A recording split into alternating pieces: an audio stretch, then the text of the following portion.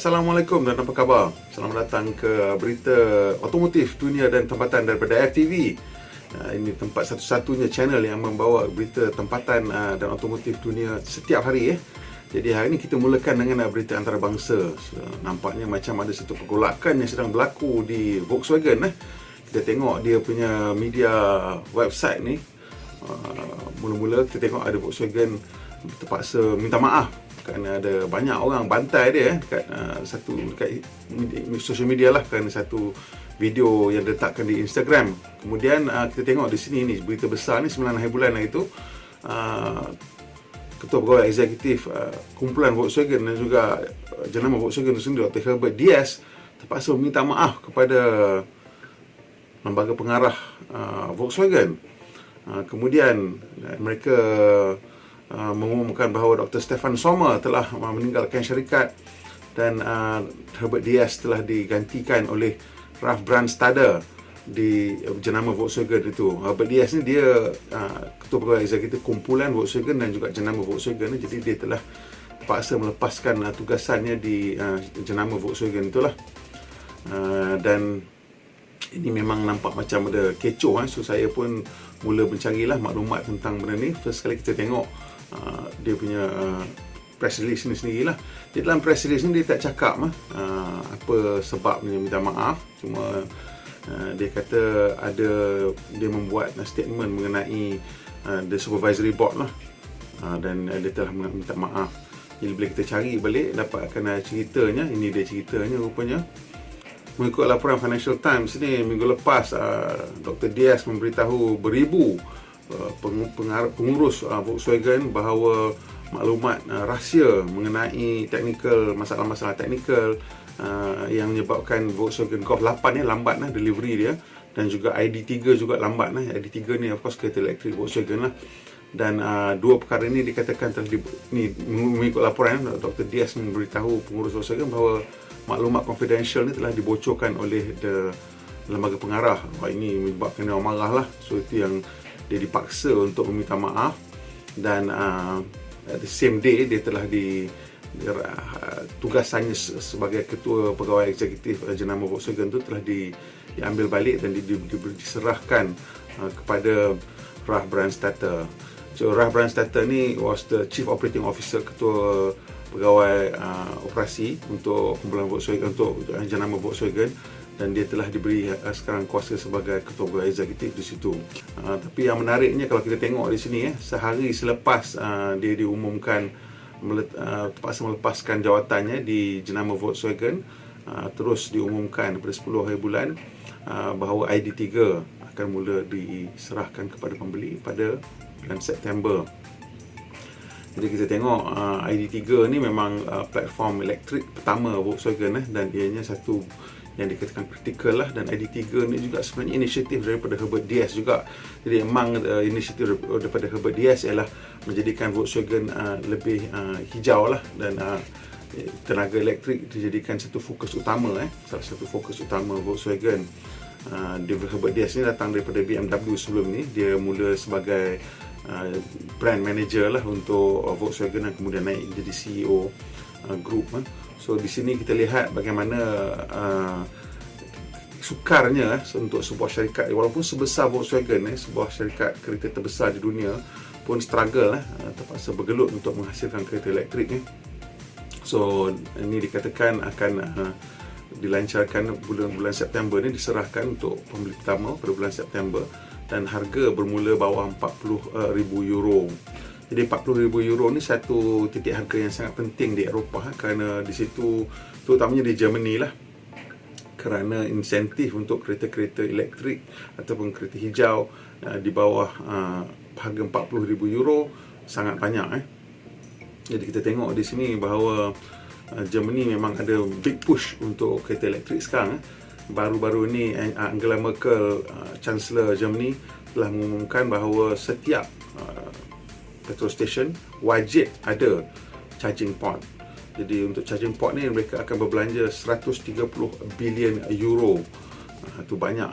Dan ini apart from it being a move forward untuk the electric car punya infrastructure, Ini juga digunakan sebagai satu stimulus package lah, di mana it's job creation and government spending to inject that amount of money lah, $146 billion atau 130 billion euros into the economy of Germany. So I think it's quite a smart move lah by Germany.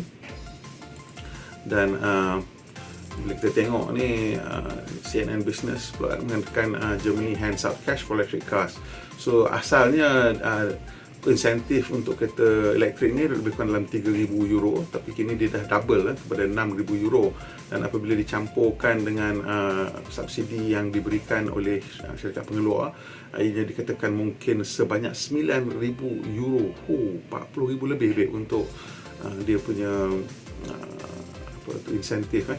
Dan ini semua untuk kereta yang berharga sehingga 40,000 euro lah, ataupun $44,800, ataupun lebih kurang 160-170 ribu ringgit. So bayangkan, ini satu usaha yang sangat besar oleh Germany dan juga di European Union lah, untuk push for electric cars. Tapi kita nampak jugalah bahawa it's not such an easy move, sebab even syarikat besar macam Volkswagen pun stumble sampai berlaku pergolakan besar di peringkat teratas pengurusan Volkswagen tu. Jadi selain daripada masalah-masalah production untuk Volkswagen Golf 8 dan juga ID3, Volkswagen juga telah ditempelak oleh netizen kerana satu iklan mereka di Instagram yang dikatakan racist lah. Nah, awak nak tengok ini iklannya.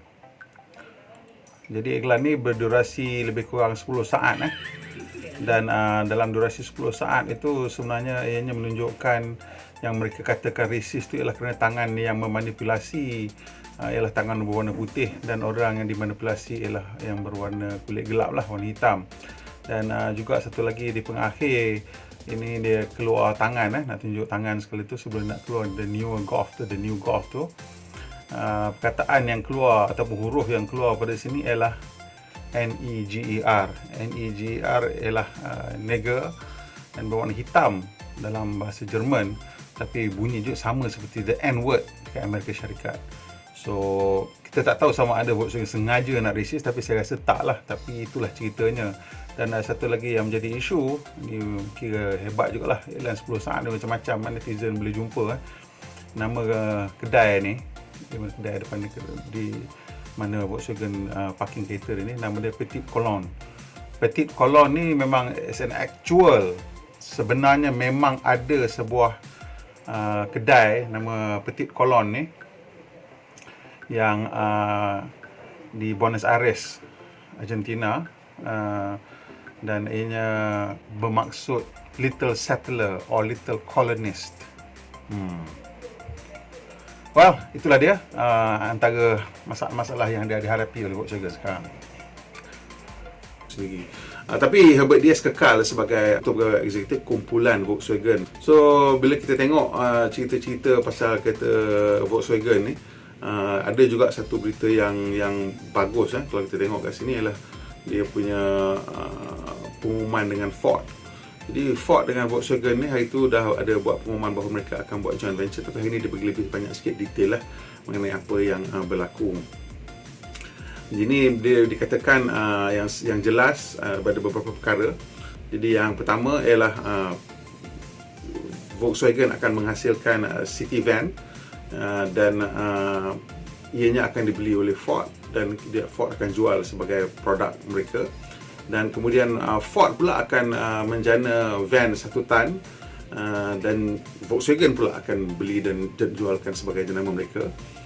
Kemudian Volkswagen juga akan membina pickup truck yang saiz macam kat Malaysia kita tengok yang half ton tu, dan ia akan menggunakan platform Ford Ranger, dan ia akan bermula pada tahun 2022. Jadi the next generation Ford Ranger akan dijual sebagai Volkswagen Amarok lah.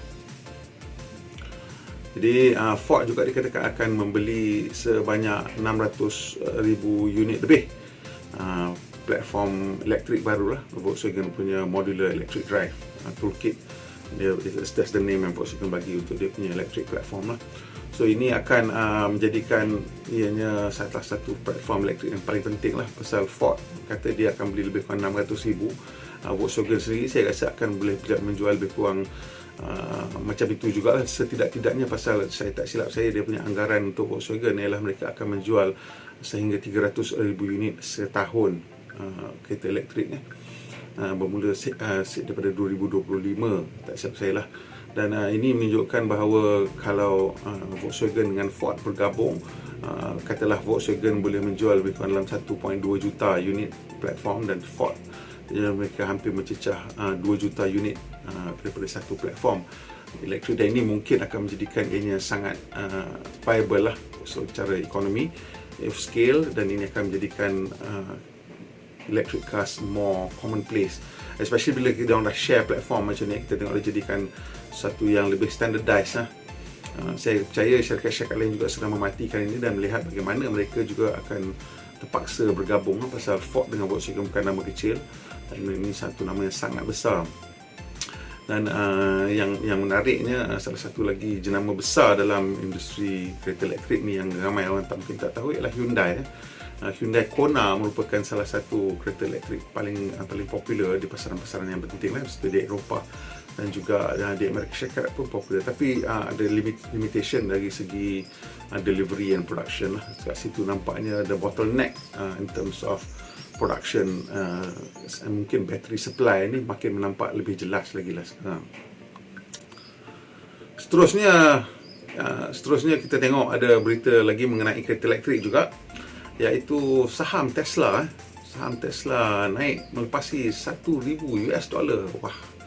Jadi saham Tesla ni dikatakan melonjak lebih pada $1,000 apabila terbocor satu memo mengenai Elon Musk meminta staff Tesla untuk push for commercialization ataupun mass production untuk dia punya Tesla Semi. Sekiranya Tesla berjaya menghasilkan lori besar ni, Tesla ni Semi ni dia lori besar, macam prime mover. Kalau dia berjaya menghasilkan satu lori yang dikatakan lebih ekonomikal daripada lori diesel, mungkin ramai yang akan bergerak ke arah itulah. Dan jadi ini yang menyebabkan saham Tesla ni meningkat kepada $1,000. Dan ini menjadikan Tesla nilainya saya rasa $190 bilion nilai pasaran Tesla. Just to put into perspective, Ford bernilai lebih kurang $30 bilion. So Tesla ni 6 kali lebih bernilai daripada Ford. Dan Tesla bukan satu-satunya syarikat kereta elektrik yang melonjak. Nikola ni satu lagi, Nikola Tesla. So Tesla satu syarikat, Nikola satu syarikat yang berlainan, dan ini juga telah melonjak sahamnya meningkat 20% sehingga ianya kini bernilai 28.799 bilion. Nikola ni sekarang ni lebih bernilai daripada Ford yang bernilai 28.794 bilion. Ini satu yang sangat pelik kerana Ford tu dah lama dan memang kita tahu pergi showroom ada kereta.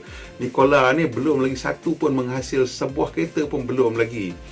Jadi apa puncanya yang tiba-tiba menjadi begitu popular sangat ni?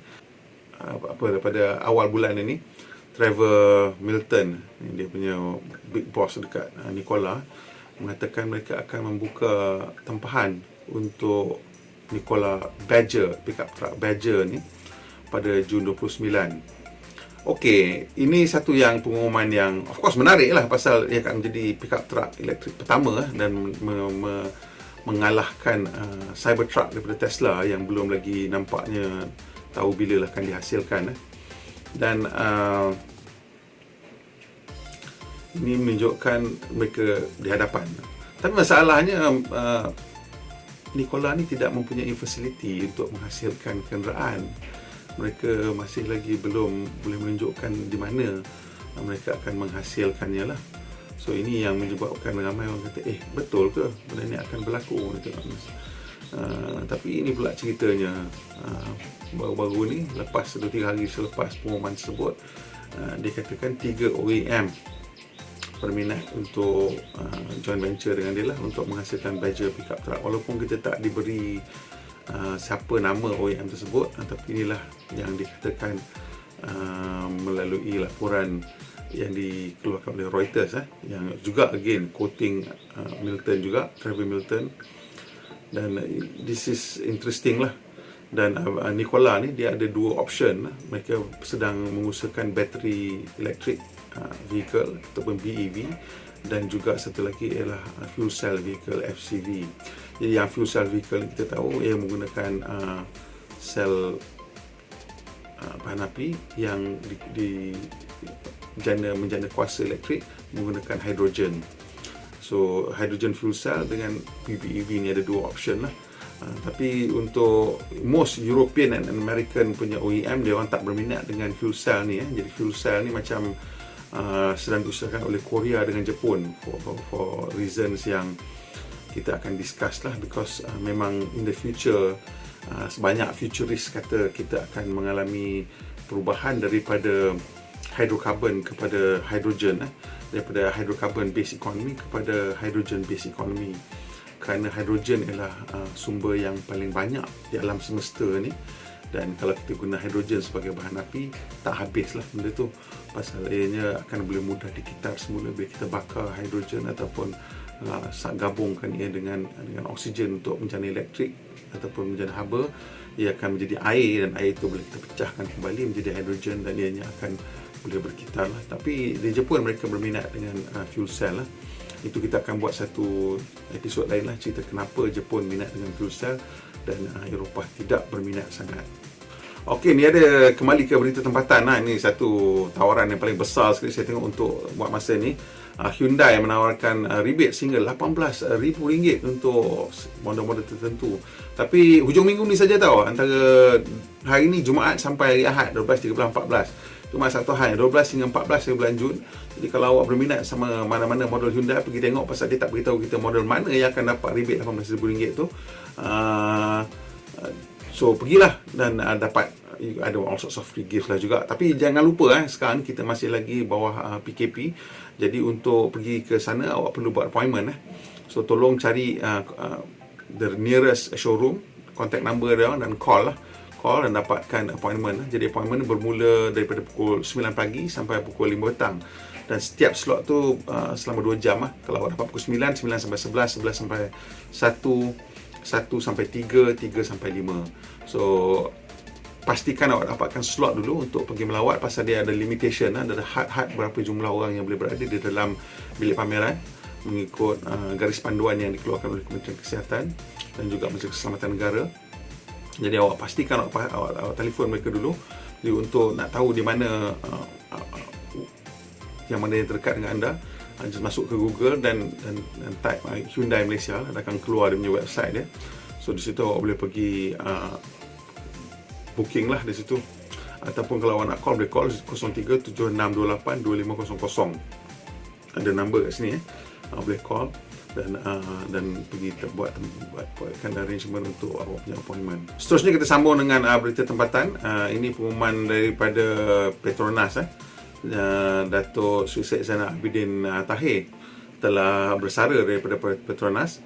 Dia seorang pengarah bukan eksekutif di Petronas Dagangan, dan sebelum itu beliau juga pengarah urusan dan ketua pegawai eksekutif Petronas Dagangan Berhad. Tapi dia telah pun bersara, dan ini it's a short stint for him lah. Kita tak tahu sebab apanya pun. Dan kalau awak kenal, mesti awak kenal, ramai yang kenal Datuk Sri Syed Zainal Abidin Tahir ni. Sebelum ini merupakan CEO dan Managing Director di Proton, dan sebelum itu dia memegang tampuk pengurusan di Pro 2. Okey, selain daripada itu, kita juga telah menerima 2 kemaskini tentang harga kereta, iaitu daripada Volkswagen dan juga daripada Toyota. Jadi UNW Toyota mengumumkan harga baru untuk Toyota dan Lexus di Malaysia berikutan pengumuman kerajaan untuk mengecualikan cukai jualan. Jadi semua kereta lah CKD dan CBU terlibat, dan menurut K. Ravindran, Presiden UNW Toyota, harga dikurangkan antara 1 sehingga 6%. Dan juga ini harga yang turun lah, dia punya rebate ke lain-lain, offer lain tu masih lagi diteruskan juga.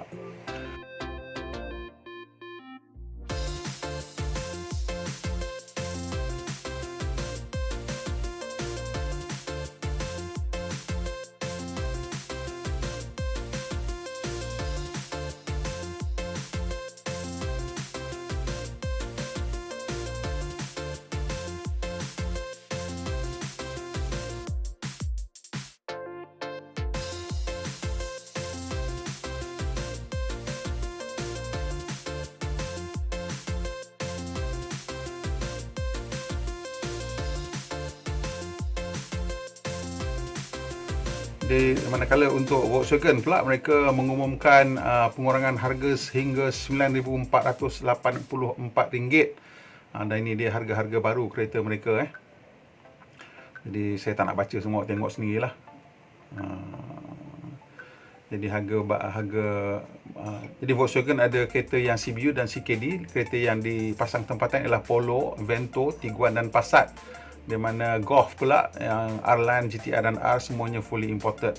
Jadi perbezaan pengurangan tu berbanding ditentukan oleh sama ada kereta tu dipasang tempatan ataupun diimport lah.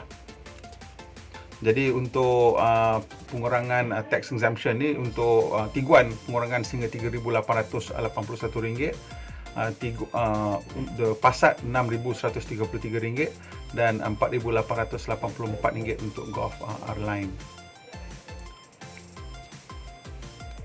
Pengurangan paling banyak ialah untuk Golf R, di mana dia turun daripada 304,930 kepada 294,905. Last kali ni kita CSR sikit lah, kita masih lagi COVID-19. Jadi BMW kata mereka akan terus membantu 5 NGO untuk fasa pemulihan ini, untuk menghantar makanan dan begitu macam tu lah. Dan 5 NGO ni lah Tenaga Nita, Refuge for Refugees, Liga Rakyat Demokratik dan Dapur Jalanan KL. Jadi mereka akan membekalkan kenderaan rasanya untuk tolong syarikat-syarikat ini menghantar barang-barang lah ke mereka yang memerlukan di sekitar Klang Valley ataupun Lembah Kelang. Sebenarnya kita juga telah mengambil inisiatif ini. Kita telah cuba minta bantuan daripada Toyota, daripada Isuzu dan Nissan dan juga Mitsubishi.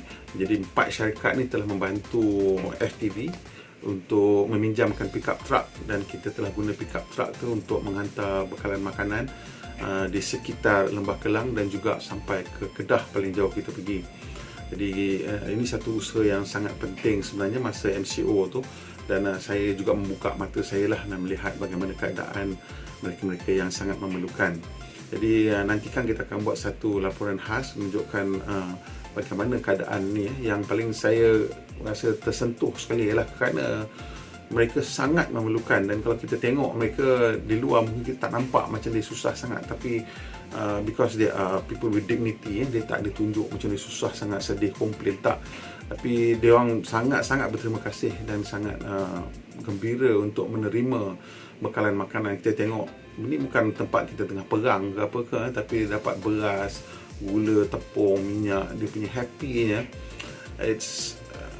kita tahulah bahawa mereka sangat memerlukan benda ni. Dan Alhamdulillah ada pihak yang sanggup untuk menderma bahan-bahan tersebut. Ramai kita terima penderma. Kita juga kita tolong blasting lah untuk Malaysian Relief Agency. Jadi saya tolong ni Malaysian Relief Agency. Dia orang ni Malaysian Relief Agency pun dah lama berkhidmat. Mereka bermula daripada sejak konflik Bosnia dulu, dah lama lah, dah berpuluh tahun lah, lebih pada 20 tahun lah mereka telah beraksi di seluruh dunia. Dan sekarang mereka tumpukan fokus kepada rumah kita sendiri lah. Rumah kita sekarang di Malaysia ni sekarang ni tengah menghadapi masalah juga akibat pada COVID-19 ni. Semua orang tak boleh nak bergerak, tak boleh, ramai yang juga tak boleh pergi kerja, ramai yang memerlukan bantuan.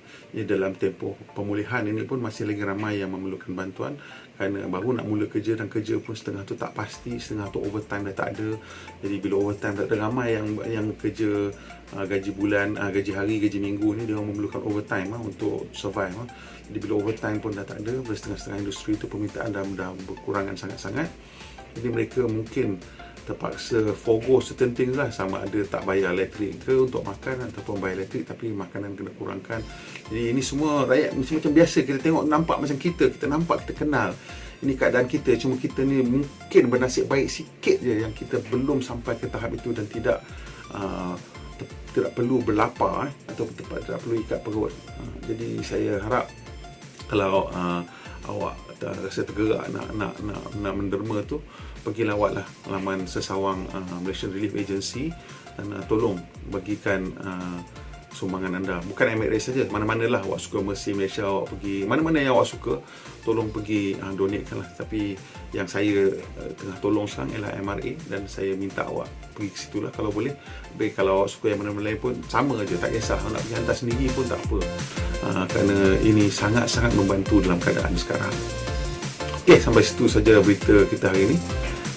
Kita jumpa lagi lain kali insyaAllah. Malaysia kembali menerima. Kita jumpa lagi insyaAllah.